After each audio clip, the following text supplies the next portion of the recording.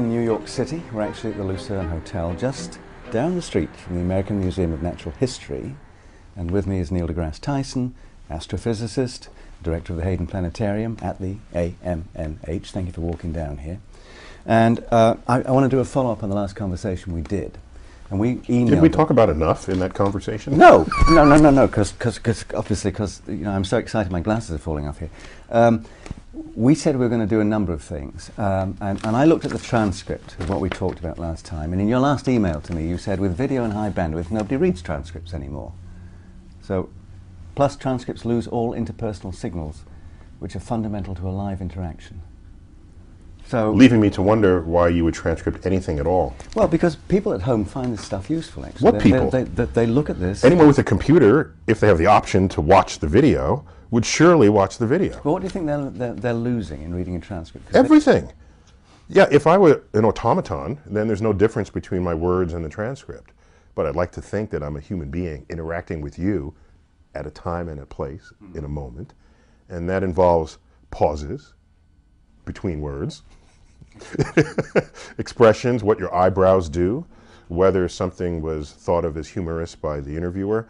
These are cues, nonverbal and interpersonal cues, that I think are fundamental to human communication. And anyone who believes that a transcript somehow captures what happened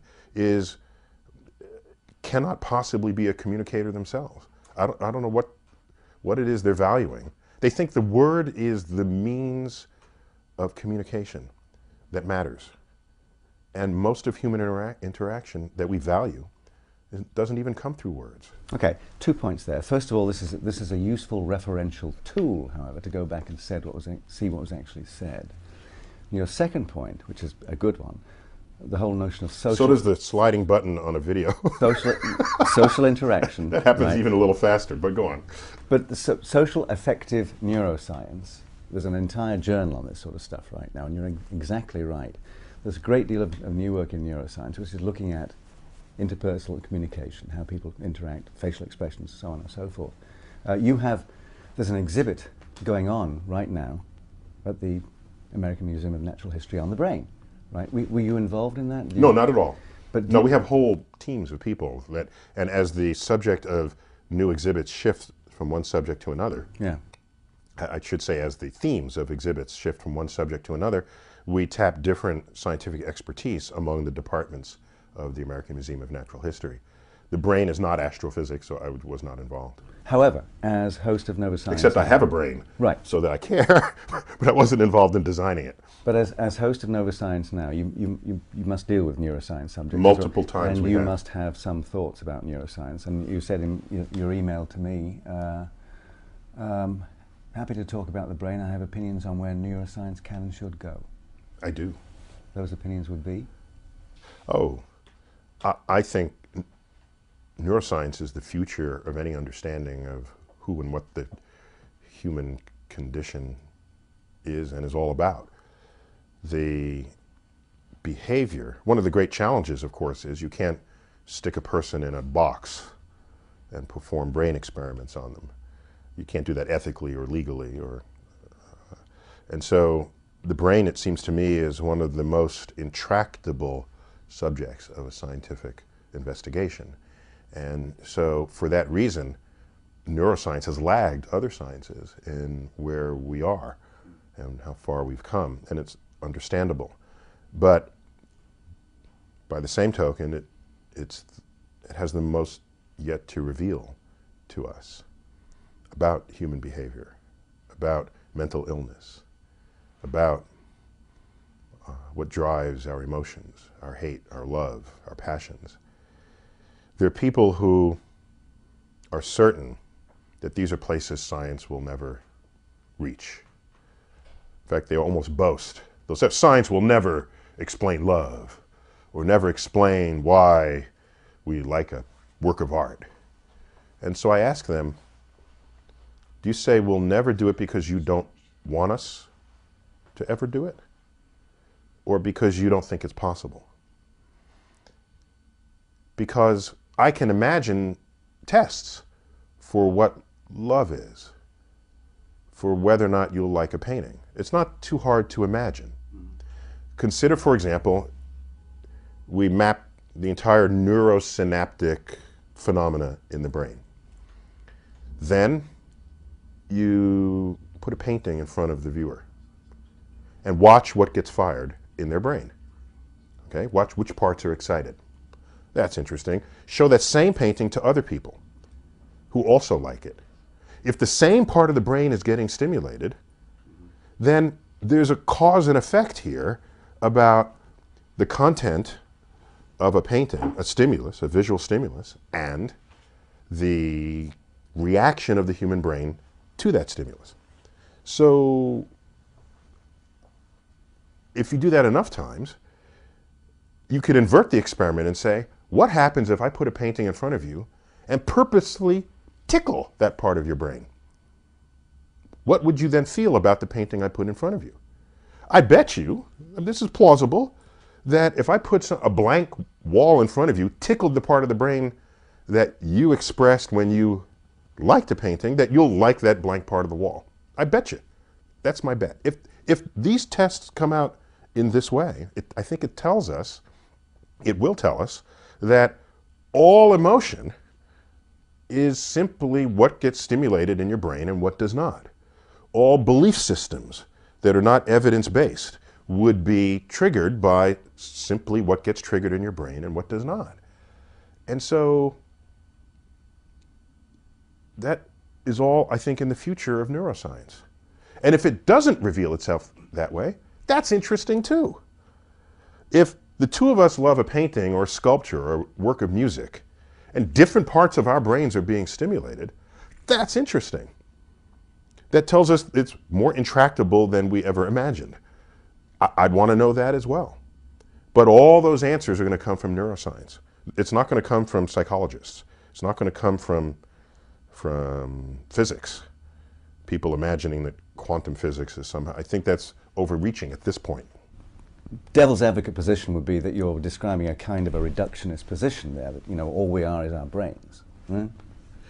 The word reductionist fascinates me because it's such a label. You're a reductionist and you're not. And I don't think of those thoughts in that way.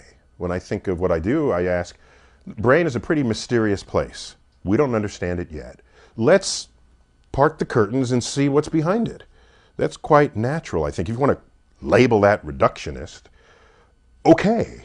But so much of the world we learn about by sort of unpacking it and disassembling it. It's like, hey, look what we've learned that we didn't learn before because we didn't know how to unpack it. You want to label that reductionist? Okay. It's just not how I label myself when all I'm doing is trying to understand the operations of nature. Yeah. Lots of crowds coming for that exhibit. I would have thought, the neuroscience stupid is my view on this at this point. I agree with you that there's a great deal to be learned. It's enormously revelatory. Right, to say that if you're going to ask, do I think all we are is our brains? That's a good start. Is all we are our elbows or toes? Brain, that's a really good place to start that line of questioning. Right. To say, is that all we are? Isn't that a lot? Isn't that kind of something to be proud of? Why the attitude? Is that all we are, our brains? I mean, that's a pretty powerful statement to make unto itself. I say, that's all we are. That's amazing. This, 3 pounds or whatever it weighs of matter between your ears that deduces the nature of the cosmos. And allows people to come up with thoughts that are described as being astrophysics, for example. Indeed, and also thoughts that are culturally regressive. The whole gamut of how to think comes out of our brain. What fascinates me is all the ways the brain fools us. How the brain prevents our senses from obtaining accurate information about the world around us. That fascinates me to no end. And why did it take so long for science to gain hold as a way of understanding the natural world? It must be because our brain isn't wired scientifically. Otherwise, it would have been the first way we've ever imagined to understand the world, rather than inventing goblins and demons. And I mean, just look at the history of human culture and the stuff we invented just to account for what's around us. Science is a relatively late-coming conduct of cultures and of the human mind. So science is something to be proud of. It allows us to understand the world in spite of ourselves. Right. You did this whole notion of belief and explanations that people come up with in the absence of evidence. On your website, at the Hayden Planetarium, the Neil DeGrasse Tyson website, there's a couple of clips of two things you did in this last month. One was a Colbert show, and one was a couple of days ago with Jon Stewart, The Daily Show. The Colbert one was very funny, because you sort of just happened to turn up on the show when he was talking about Bill O'Reilly's explanation of there must be a God because sun goes up, sun goes down, tides come in, tides come out, and you went on and explained how the tides really work. That was I mean, what was the setup there? What was the story? Well, you know, Colbert is always poking snide fun at so much of what goes on in the previous day's news cycle.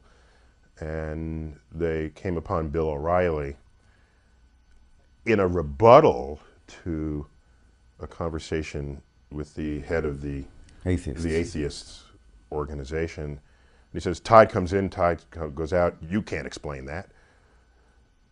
And so Stephen Colbert, between shows, imagined that I probably could explain it and invited me on for this little ditty, which is quite entertaining. But I was there simply to say this is how and why tides work. It was Stephen Colbert who then said, oh, so if only God can explain the tides, and Neil deGrasse Tyson, an astrophysicist, explains it, then Neil Tyson is God. Using Colbertian logic to come to that conclusion. So it was a fun bit. But yes, the world looks mysterious if you don't know physics. Physics 101. The Jon Stewart one you were talking about is a special you have coming up, or is the new season? That was just last night. This is the Yes. new season of. Yeah. I don't know where you were last night, but it was on TV. We were actually at the book party for Brian Greene's new book, which we'll get to in a minute. But so tell me what that was about, and Oh, you so have a we new just season coming up, or so in this spring 2011, we launched the 5th season of Nova Science Now, and organized slightly differently from previous years. Previous years, there were science segments sort of stapled together in a 1 hour long program. We still have science segments, but now they're themed to address specific questions that drive the content. This first show, the premiere show, was Can We Get to Mars? Answered from multiple angles. Tell me about spacesuits, the radiation from the sun or from the galaxy, food storage, propulsion. So we come at the story from multiple angles, all addressing that same question.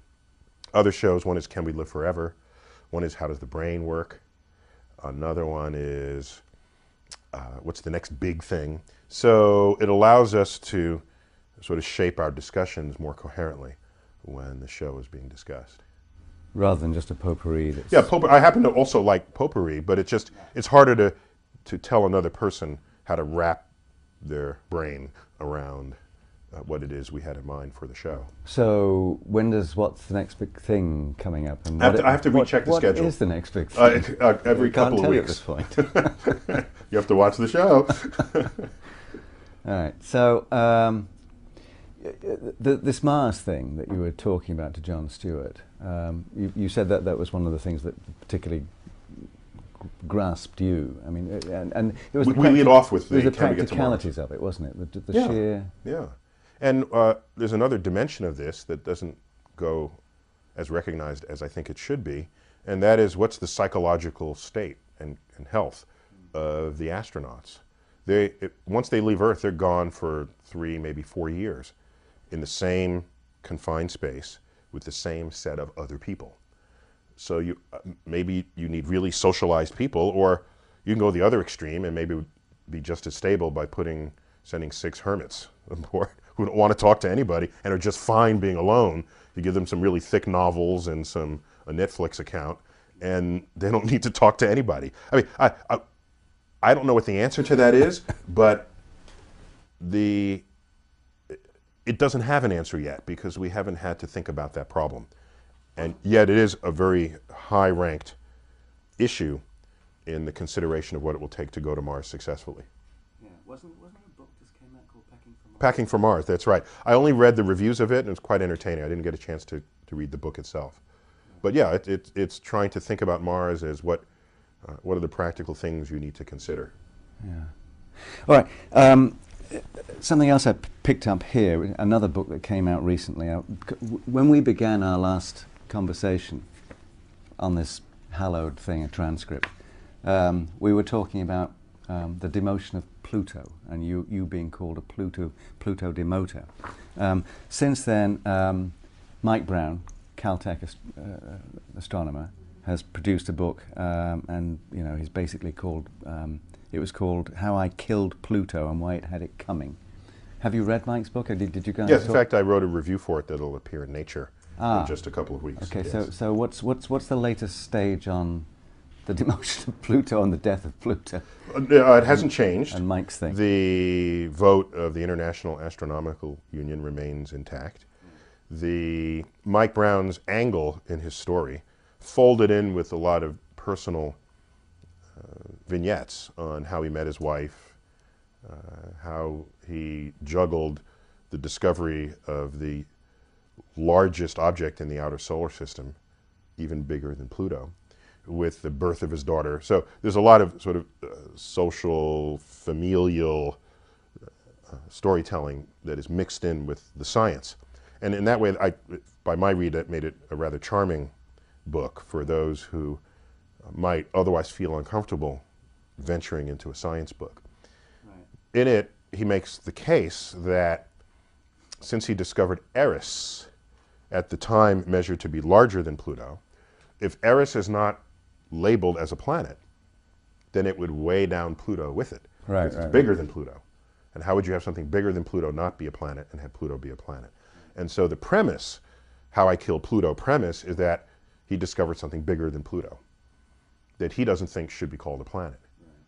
And if not, then you bring Pluto down with it. And so that would be sort of the killing factor.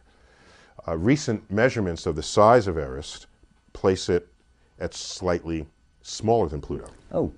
Just slightly. And so a lot of the Pluto lovers came back out of the alleys and rose up from the gutters to say, okay, so we can reopen this conversation. No, you can't. I mean, you could, but not officially, because the official definition of a planet didn't care whether Pluto was the bigger or not bigger than other things out there in the outer solar system. It was just an irrelevant fact. And it is interesting whether Pluto is the biggest known or the second biggest known. That's interesting for cocktail parties. That's not a scientifically interesting point. So I mentioned that you asked where we were last night, and I said that we were at Bill Hazeltine's for this book party for Brian Greene's new book, The Hidden Reality, Parallel Universes and the Deep Laws of the Cosmos. And I'm going to talk to Brian tomorrow and discuss some of this stuff. But this stuff, I find brain science comparatively easy compared to trying to wrestle with all these various different descriptions of how the universe operates. Branes, B-R-A-N-E-S, not brains, multiverses and so on. When you do talks to a general audience, do you have a kind of the Universe 101 story about what the current state of understanding is of everything from, the products of a Large Hadron Collider through to astrophysics and so on? Do you have a... I'm generally available... Can you do that? Oh, can I do that for you? Yes. You want basic cosmic understanding 101. Yeah. That's what do you like. what do you think reality Well, I mean, is? you will have Brian Greene with you, and he has no shortage of ways to share with you what's on that frontier. I can give you a basic Universe 101, but that'll just lay the bedding for whatever else he puts in it. First, I, as an astrophysicist, I'd like to be sort of evidence-based. So I can tell you the evidence for the beginning of the universe, how long ago it took place, 13.7 billion years. All evidence tells us that the universe in the beginning was very small, hot, and dense in a period that we call the Big Bang. And over that time, many properties, macroscopic properties of the universe that we see today were forged in those early fractions of a second. We can account for the abundance of elements in the universe, the hydrogen, the helium, the lithium, carbon, oxygen, nitrogen. One of the great triumphs of 20th century astrophysics was tracing the elements of your body, of all the elements around us, to the actions of stars that crucible in the centers of stars that cooked basic elements into heavier elements, light elements into heavy elements. I say cooked, I mean thermonuclear fusion. The heat brings them together, gets you bigger atoms that then do other interesting chemical things, fleshing out the contents of the periodic table that we've all come to know and love, or know and hate from high school, the periodic table of the elements. After that, you might want to ask, where does that all come from? Well, now you bring in a whole other set of people. And collectively, you call them the string theorists. These are sort of the higher dimension string theory people who are trying to ask even deeper questions. Where did the universe itself come from? Are there other universes? And two great, profound areas of ignorance that pervades astrophysics today is what is the nature of dark matter, which might not even be matter, that's just what we call it, dark matter, and dark energy. 85% of the gravity of the universe has an unknown origin. We call it dark matter. We don't know what it is. Then there's some mysterious pressure acting opposite gravity that's making the universe accelerate in its expansion. We know we're in an expanding universe, and we also, by conventional physics, say that, well, we're expanding, but there's all these galaxies, and the collective gravity ought to be slowing down that expansion. The way you toss something up, take your shoe or ball and toss it up. Earth's gravity works on that upward speed and persistently slows it down. Eventually makes it stop and come back. We've known for a long time there's not enough gravity to stop the expansion. But any amount of gravity ought to be slowing it down, at least slowing it down. You look out there, an observation made 12 years ago, published 12 years ago, the universe is not slowing down, it's accelerating. Mysteriously. We don't have physics, an understanding of physics to account for that, but we measure it. So here we are, two profound aspects of the universe. And if you add up the total presence of these two phenomena, dark matter, dark energy, it is 96% of everything that is the universe, which means only 4% of it is anything we know anything about. The electrons, protons, neutrons, life, planets, stars, galaxies, black holes, gas clouds, galaxies. That's 4% of the universe that's the 4% of the universe that we understand. 4%. So we've got people who are trying to come at it from another place. They've got both feet outside the box, trying to come back and meet us somewhere. And more power to them. But they, plus they generally tend to be inexpensive. They're theorists. You give them a pencil and a pad, throw in a computer, they're done. All right? You're done supplying them with the tools of their craft. Yes, we have particle accelerators, where these are people driven by extended projections of the standard model of particle physics. Go for it. Any physics apparatus that explores regimes of energy you have never been before is going to discover something interesting. That's the particle physicist counterpart to an astrophysics. If you build a bigger telescope than anyone has built before, you will see things no other telescope has seen before. You're bound to discover something interesting. Either things you expect to be there, that you extrapolate from your current understanding, or things that show up that you never predicted. Each of those make excellent new starting points to advance a field. Right. Now, when you talk about these things, somebody in the audience must come up, I assume, and say, well, we only understand 4% of this stuff. Yeah, that's great. So I love it. How is that different from Bill O'Reilly saying, well, in that case, the rest of it's God, and you guys you're just expounding beliefs here. You've got no evidence for the 96%. The difference is we do understand the tides. The tides are part of the 4% we understand. So Bill O'Reilly is giving a list of things that are fully understood. If he had given a list of things that are not understood, okay, that would be a different reaction. And it would be less susceptible to comedic mockery than saying, tides come in and out, you can't explain that. It's like, yes, we can. We've known that one for the last couple of 100 years. Give me a better example. So if he said, there's dark matter and there's dark energy forcing an expansion of the universe so fast that it's accelerating. You can't explain that. Right. We can't explain it. Okay. I don't think he knows enough physics to be able to tell us what it is we don't understand yet. That would have been a more interesting exchange with the atheist guy. I forgot his name, forgive me, but the guy who he was interviewing. Now, if he wants to use that as evidence for God, but then we just have to come back and say, well,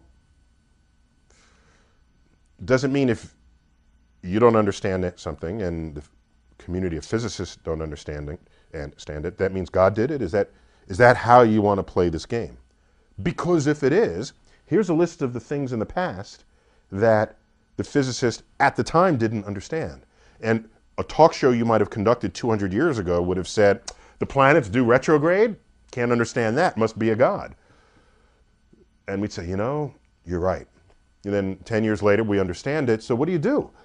So if that's how you want to invoke your evidence for God, then God is an ever-receding pocket of scientific ignorance that's getting smaller and smaller and smaller as time moves on. So just be ready for that to happen, if that's how you want to come at the problem. So that's just simply the God of the gaps argument. It's been around forever. So, in fact, people who want to make arguments. And by the way, wait. And I don't even mind. I don't even care if someone wants to say, you don't understand that, God did it. That doesn't even bother me. What would bother me is if you were so content in that answer that you no longer had curiosity to learn how it happened. If the day you stop looking because you're content God did it, I don't need you in the lab. You're useless on the frontier of understanding the nature of the world. And if the world had been,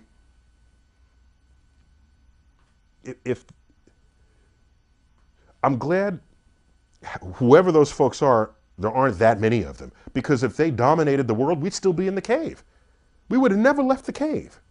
Because there are mysterious things out there, and God is doing that, and you don't need to know that, and don't even think about it. Where would we be if their understanding of the world ruled the world? So I don't mind it, but just don't prevent others from conducting that investigation themselves. Yeah. So he could have made a better case if he'd had an astrophysicist as a consultant advising him. He would have made a different case. Find some physics we don't understand, and if he wants to call that God, no, then you come at him with the God of the gaps argument. But you don't pick something that we can understand, because then you're just object of mockery. Yeah. 2 days from now, January 22nd, will be the 450th anniversary of the birth of Francis Bacon, not the painter, the great philosopher from England. It will also be the 10th anniversary of the page 1 New York Times story titled, "Pluto Not a Planet? Only in New York." Okay? Oh, really? So when that day comes, I'll be remembering that, not the birth of Francis Bacon. All right. But so in the I mentioned that in the email to you that I wanted to talk about that, and you said philosophers tend to overvalue their actual contribution to the sciences. In modern times, yes. You want to celebrate Bacon, but hardly any of us in the physical sciences trace advances in our fields through him. Yes. So he wrote some amazing things, as you well know. I'm looking back at this Magnalia Naturae, where he's talking about, he's setting out basically a roadmap of things that need to be understood. So in the sense of setting up a community of scholars. A good organizer of the prevailing ignorance. And right, and also somewhat of an inspiration for the Royal Society, which had its 350th anniversary this last year, as a community of scholars. What I'm interested in here is an essay that I want to get you to comment on, that Sir Peter Medawar, who's a great English immunologist, did an essay that he did on the effecting of all things possible, which is Francis Bacon's phrase. And he says that the true aim of science, this is Bacon, is the discovery of all operations and all possibilities of operations, from immortality, if it were possible, to the meanest mechanical practice. So he's setting up this large vision, which tended to be viewed, his book like... And what year was that? This would be 1620. Mm-hmm. His book... Because of course Galileo was already doing that. New Atlantis, right. Galileo and he knew was already doing it and already writing about it. And so when I think of influential writings of that era, I'm not thinking Bacon, I'm thinking Galileo, who actually did experiments consistent with these philosophies of investigation. Hence this split in the road between the physical scientists and who they trace the foundations of their field to, and what philosophers might presume was the influence on the field itself. Right. But go on. Bacon is his vision, especially in that book that he wrote called The New Atlantis, is often construed as being utopian, almost messianistic in a sense. You know, and the science is often thought of in this way, that it's just this giant engine that's going to do everything, brave new worldy, and so on. And Medawar... By the way, there's less of that interpretation of science in modern times than, I would say, in the mid-20th century. Right, and yeah. All right. So after we split the atom, quantum physics transformed our understanding of the foundations of nature. We had Einstein's theories, and we went into space. In that period, happened over such a short interval of decades, 4 decades, 5 decades, that the public, scientists included, were left saying, there's nothing out of our reach at all. And in fact, we have the power, but you don't really hear that much that kind of conversation anymore. Right. So let me wrap these two things together, because in a way, science was oversold to the public, given how many quick advances had unfolded over that short period of time. We can solve anything. So within decades, it was imagined all poverty would be solved. There'd be no hunger, no energy problems, but we still have problems. And so some people became disillusioned and even resentful of science, having been promised by society as well as scientists of the ending of all of our ailments. So all I'm saying is that this utopian concept, wherever and whenever it began, surely went through to the middle of the 20th century. But towards the end of the 20th century and now, I simply don't see that prevailing in public discourse. That's all. Right. I'm making a cultural comment for you. And your time is correct in the sense that President Roosevelt asked for a report from Vannevar Bush, who delivered it to Truman eventually, suggesting the setting up of a National Science Board, which became the National Science Foundation. And in there was the 1950, document, and the Endless Frontier. The Endless Frontier, exactly. Which it still is, but it's not, it's still an endless frontier. But if you wanted to solve all of your problems tomorrow, that's not, you're looking at it the wrong way. And what Medawar said in his lecture, in response to the people who found that he was being delivering too much, who thought he was delivering too much of a pep talk about the virtues of science and the endless virtues of science, he said, I certainly want to give the impression that I'm an optimist, but indeed I'm no such thing, although I admit to a sanguine temperament. I prefer to describe myself as a meliorist, one who believes that the world can be improved by finding out what's wrong with it and then taking steps to put it right. And on the Science Network, we in fact say a place for scientific meliorists. So this notion of incremental improvements through the use of science, that's essentially what you've just been saying. not this grandiose vision of something that can solve everything, but steps. But they're not mutually exclusive. You can take steps and get to a grand vision that's realized. You said they're not exclusive. You said in your email to me, happy to talk about whether the frontier is endless. Wrote an essay some years back called The Beginning of Science, and I looked at that. And maybe you could just very quickly give me some sort of reprise of the thoughts that you had in that piece. Sure, but before I do that, let me clarify that this notion that science is the path to solve your problems, I think that misrepresents what drives scientists. Do you think when you speak with Brian Greene, he's going to say, I am trying to come up with a coherent understanding of the nature of reality so that I can solve people's problems? Do you think that's what's driving him? Do you think I'm being driven when I look at the early universe or study the rotation of galaxies or the consumption of matter by black holes? Do you think I'm being driven by the lessening of the suffering of people on Earth?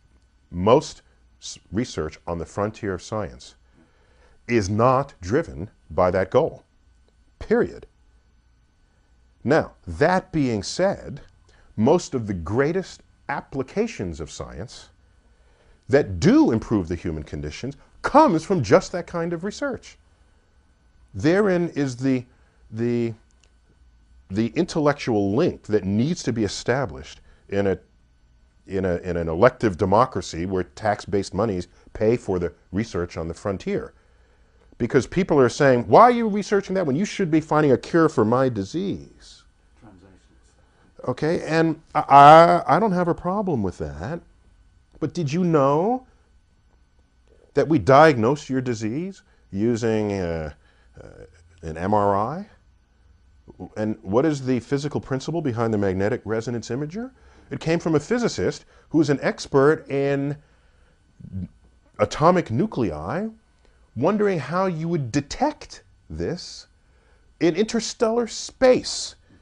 Do you think that physicist, when he came up with this understanding of, it's called nuclear magnetic resonance, do you think he was saying to himself, one day we'll have machines that will diagnose the condition of the human body without cutting it open in advance? Do you think this is what was going on in his head? Of course not. It came out of this curiosity-driven research. Do you think Einstein, when he wrote down his equations for stimulated emission of atoms, he's saying to himself, hey, one day this will be the foundation of the laser and we'll have barcoding. Do you think this is on it? One day we'll have LASIK surgery. No. No. So to say the purpose of science is to improve life, the purpose of science is to understand the natural world. And the natural world has, interestingly enough, built within it forces and phenomena and materials that a whole other round of clever people, engineers, in the case of the magnetic resonance imager, these are biomedical engineers basing their patents and their machine principles on physics discovered by a physicist, an astrophysicist at that. So I take issue with the assumption that science is simply to make life better. Science is to understand the world and use that. Now you've got a utility belt of understanding. Now you access your tools out of that and use those, that ever increasing assortment of power over nature, to use that power in the greater good of our species. You need it all. It reminds me of a comic in the New Yorker I just saw. Forgive me, I forgot the illustrator. Two cavemen, in a cave, of course, sitting around a fire. One says to the other, the air we breathe is clean, our water is clear and pure, our food sources are free range, yet somehow we're not living past 30. It's like, so, I don't know. So where was I? Oh, you want me to talk about, I wrote an essay some years ago called The Beginning of Science, in part as a rebuttal to John Horgan's book, The End of Science. Yeah, I maybe it's because in astrophysics, we are so much closer and have daily reminders of our own ignorance that you would just simply never get an astrophysicist to say, science is coming to an end. It just won't happen. We're too exposed to what we don't know. Who is to say there's not some yet to be discovered law of physics that would give us a deep and intimate understanding of dark matter or dark energy or multiverses, or we're just not there yet. The 96%. If I don't know what's driving 96% of the universe, I'm the last one on your list who's going to say the end of science is near. It looks pretty much like the beginning of science to me. And at any time you assess what your scientific achievements are, this takes at least one math course to get this point I'm about to make. But I'm going to make that point anyway. If anything grows exponentially, so it's twice as big next year as it was this year, and we're twice as big this year as we were last year, so that would be an exponential growth, an example of an exponential growth. Anything that grows exponentially, if you are at the end, if you pick any spot on the timeline of that exponential growth, it will look like to you that science has made its greatest advances in the last few years, and we are living in special times because of how much we've learned just in the last 10 years. You realize that any place you slice an exponential growth, the person in that slice will say exactly the same thing. It'll look exactly the same way to them. That's what exponential growth means. So it's not that you're living in special times because you saw major advances recently. It's that the entire exponential growth curve is a special time. Your time is not more special than 10 years from now or 10 years ago. It's like saying, look at the miracles of modern medicine. Well, they said that in 1950 because they were looking at 1930s medicine. They said that in 1970 because they were looking at 1950s medicine. You wouldn't catch me dead in a hospital using 1980s medical technology. It would look primitive to things we have today. The fact that it looks primitive is evidence that we're on an exponential growth. And so I actually don't celebrate what we know today. I celebrate the fact that we're on a growth curve. And once you recognize you're on a growth curve and continue to be, who are you to say that science has ended? You just make, I don't know where that even comes from, how you even justify it. And look at how many times people thought, you're done. 100 years ago, I got the right quote in my essay. Who was it? Was it Millikan? Millikan, of the Millikan-Morley experiment that measured the speed of light being constant in every possible direction with Earth's orbit around the sun, concluding that there is no ether. A profound experiment done in the late 1800s. One of the most famous null experiment there ever was. They wanted to see the speed of light when added to Earth's velocity, subtracted from Earth's velocity, and tangent to Earth's velocity. And they got the same measurement in every direction. The speed of light was independent of the motion of the vehicle, of the vessel. So that was Michelson. Michelson-Morley. Yeah. That's correct. And they won the Nobel Prize for inventing the interferometer that enabled that measurement in the first place. They were one of the earliest Nobel Prizes given.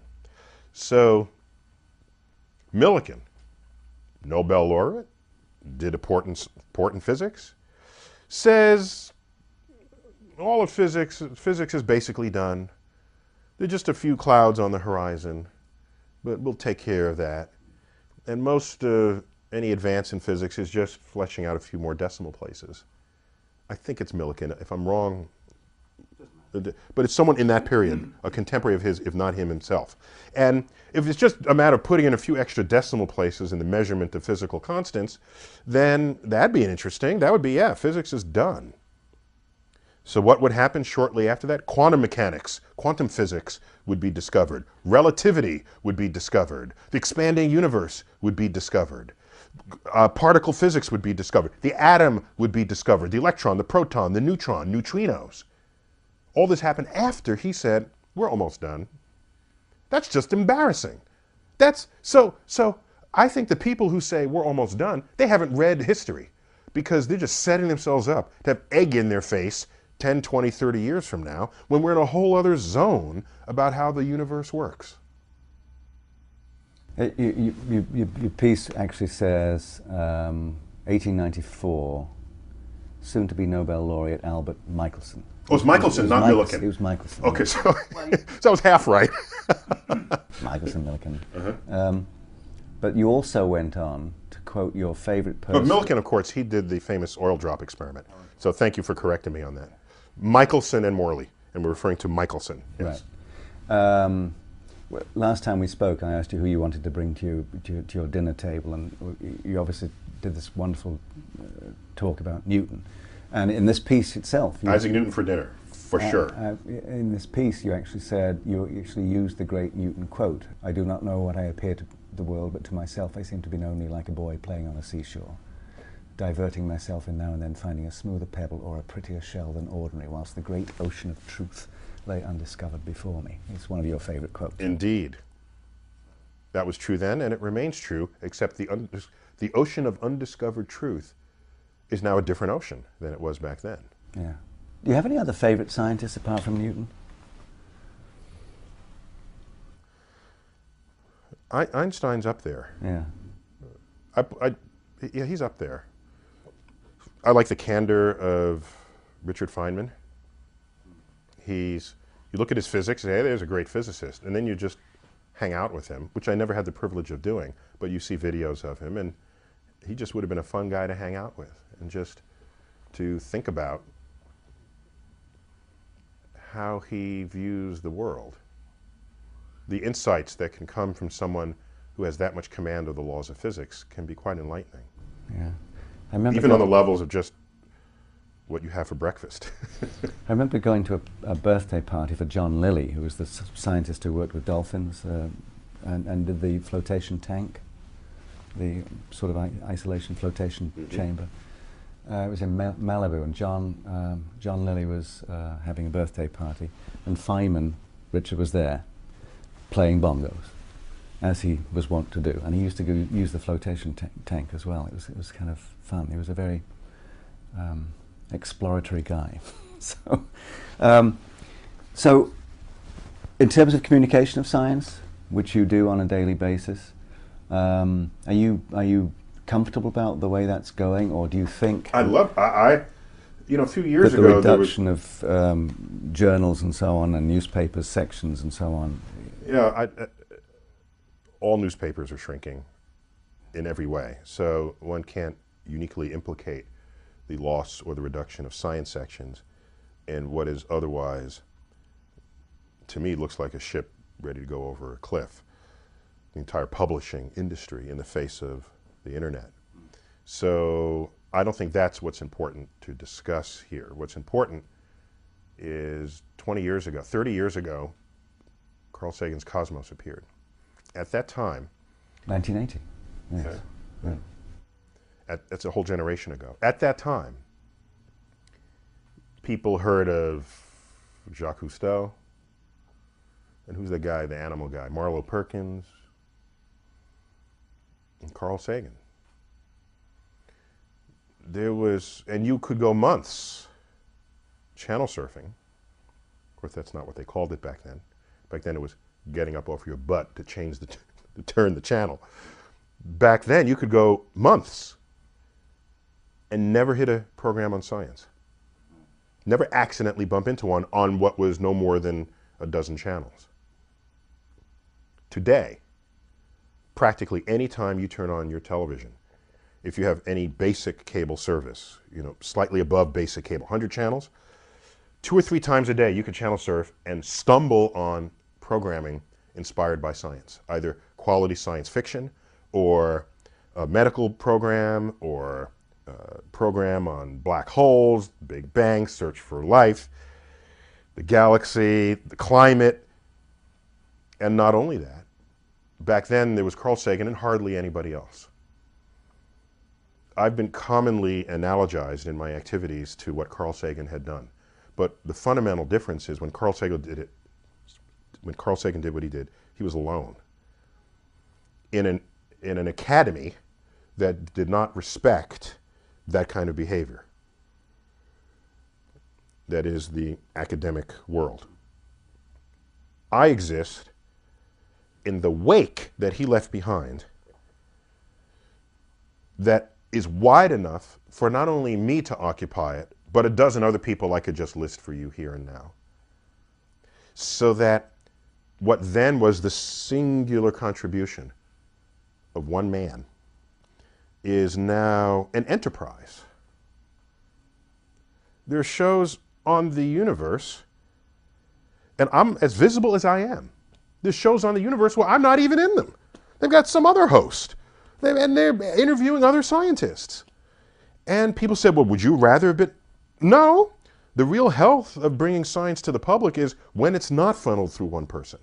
When there's a base of people who you can tap. When your Rolodex that's wielded by the gatekeepers of news and the film production crews, when their Rolodex has multiple people to select from, and I'm just one of a dozen,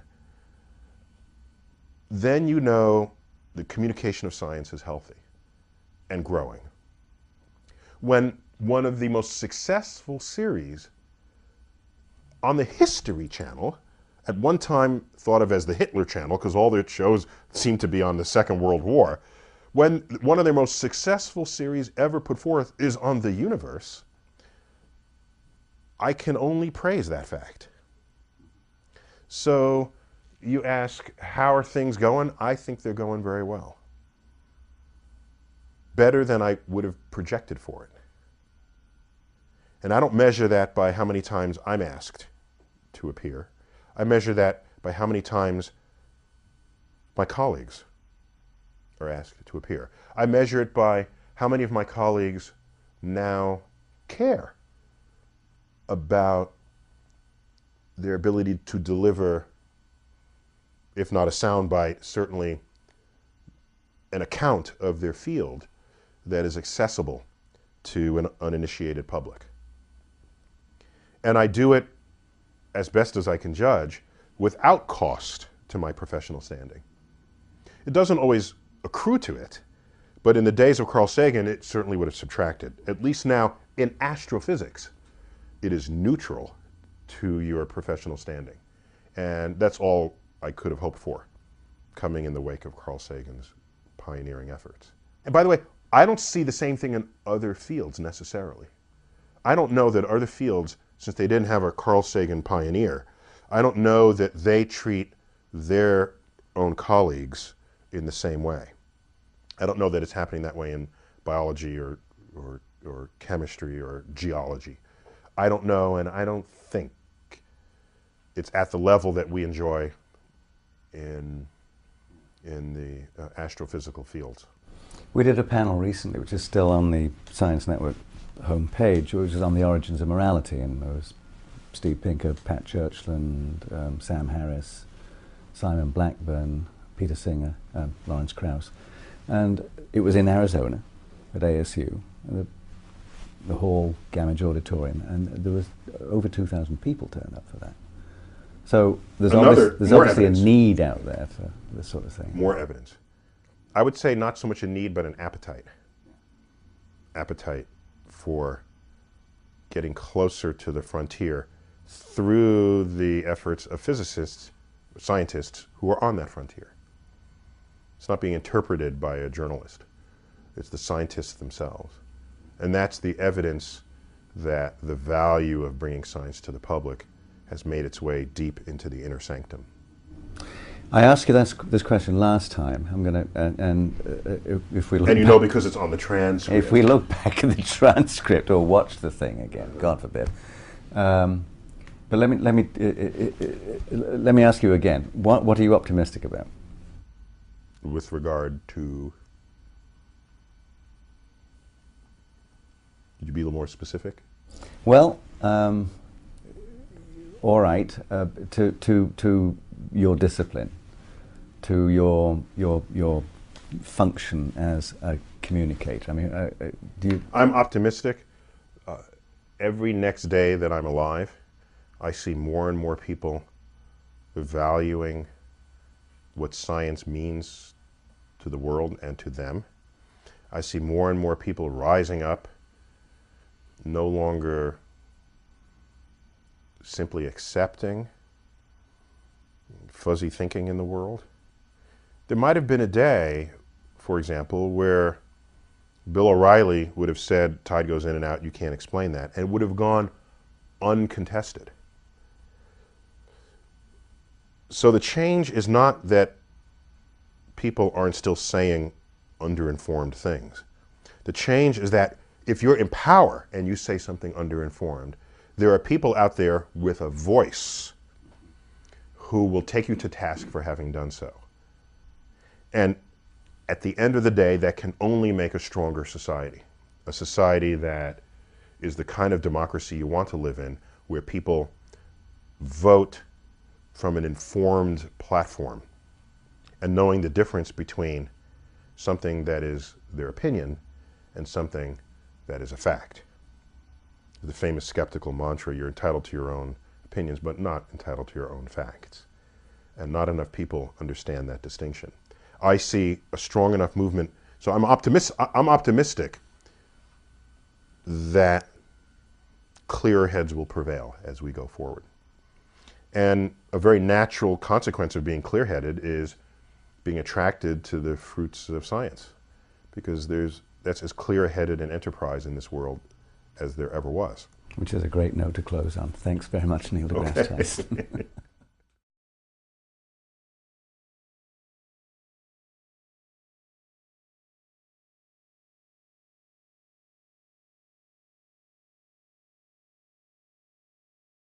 If these tests come out in this way, I think it tells us, it will tell us, that all emotion is simply what gets stimulated in your brain and what does not. All belief systems that are not evidence-based would be triggered by simply what gets triggered in your brain and what does not. And so that is all, I think, in the future of neuroscience. And if it doesn't reveal itself that way, that's interesting too. If the two of us love a painting or a sculpture or a work of music, and different parts of our brains are being stimulated, that's interesting. That tells us it's more intractable than we ever imagined. I'd want to know that as well. But all those answers are going to come from neuroscience. It's not going to come from psychologists. It's not going to come from physics. People imagining that quantum physics is somehow, I think that's overreaching at this point. Devil's advocate position would be that you're describing a kind of a reductionist position there, that, you know, all we are is our brains. Right?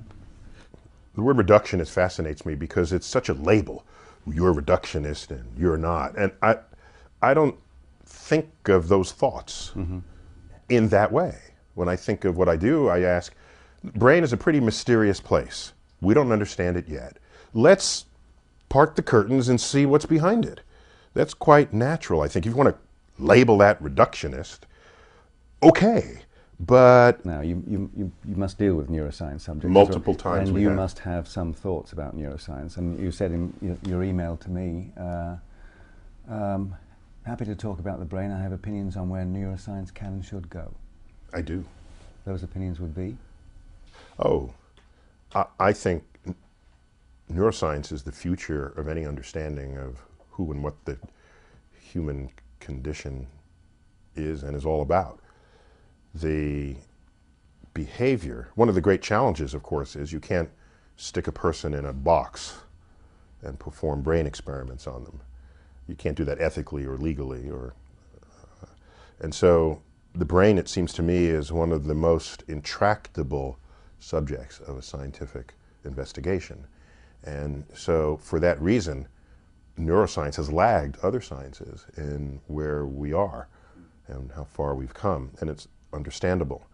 But by the same token, it has the most yet to reveal to us about human behavior, about mental illness, about what drives our emotions, our hate, our love, our passions. There are people who are certain that these are places science will never reach. In fact, they almost boast. They'll say science will never explain love or never explain why we like a work of art. And so I ask them, do you say we'll never do it because you don't want us to ever do it? Or because you don't think it's possible? Because I can imagine tests for what love is, for whether or not you'll like a painting. It's not too hard to imagine. Consider, for example, we map the entire neurosynaptic phenomena in the brain. Then you put a painting in front of the viewer and watch what gets fired in their brain. Okay, watch which parts are excited. That's interesting. Show that same painting to other people who also like it. If the same part of the brain is getting stimulated, then there's a cause and effect here about the content of a painting, a stimulus, a visual stimulus, and the reaction of the human brain to that stimulus. So if you do that enough times, you could invert the experiment and say, what happens if I put a painting in front of you and purposely tickle that part of your brain? What would you then feel about the painting I put in front of you? I bet you, and this is plausible, that if I put a blank wall in front of you, tickled the part of the brain that you expressed when you liked a painting, that you'll like that blank part of the wall. I bet you. That's my bet. And interpersonal cues that I think are fundamental to human communication. And anyone who believes that a transcript somehow captures what happened cannot possibly be a communicator themselves. I don't know what it is they're valuing. They think the word is the means of communication that matters.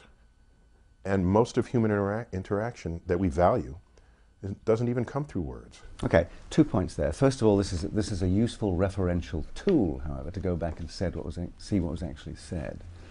Your second point, which is a good one, the whole notion of social... So does the sliding button on a video. social interaction. That happens right? even a little faster, but go on.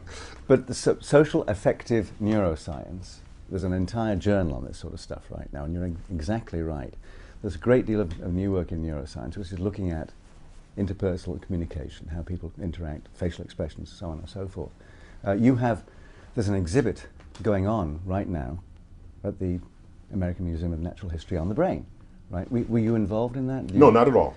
But no, we have whole teams of people and as the subject of new exhibits shifts from one subject to another, yeah.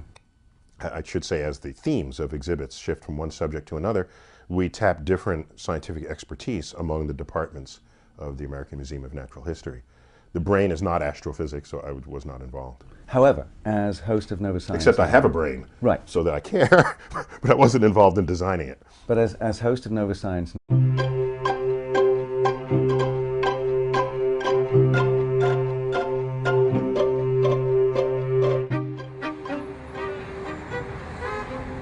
We are in New York City. We're actually at the Lucerne Hotel, just down the street from the American Museum of Natural History. And with me is Neil DeGrasse Tyson, astrophysicist, director of the Hayden Planetarium at the AMNH. Thank you for walking down here. And I want to do a follow-up on the last conversation we did. And we emailed... Did we talk about enough in that conversation? No, because obviously, you know, I'm so excited my glasses are falling off here. We said we were going to do a number of things, and I looked at the transcript of what we talked about last time, and in your last email to me you said with video and high bandwidth nobody reads transcripts anymore. So, plus transcripts lose all interpersonal signals which are fundamental to a live interaction. So, leaving me to wonder why you would transcript anything at all. Well, because people at home find this stuff useful, actually. What people? They look at this. Anyone with a computer, if they have the option to watch the video, would surely watch the video. But what do you think they're losing in reading a transcript? Everything. Yeah, if I were an automaton, then there's no difference between my words and the transcript. But I'd like to think that I'm a human being interacting with you at a time and a place, in a moment. And that involves pauses between words, expressions, what your eyebrows do, whether something was thought of as humorous by the interviewer. These are cues, nonverbal